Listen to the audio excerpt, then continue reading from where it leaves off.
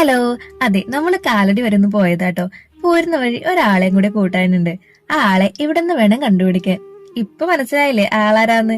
ഒരു ഗപ്പിനെ വാങ്ങാൻ വന്നതാട്ടോ.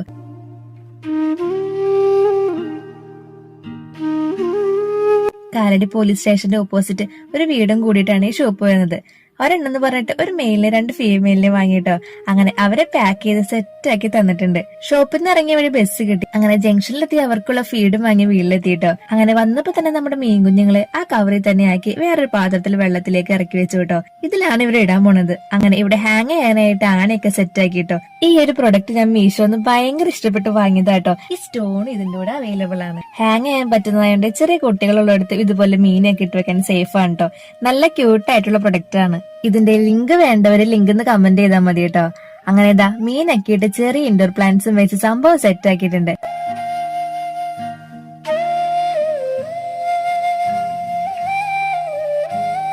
എങ്ങനെയുണ്ട്? നല്ല ഭംഗിയില്ലേ കാണാനായിട്ട്?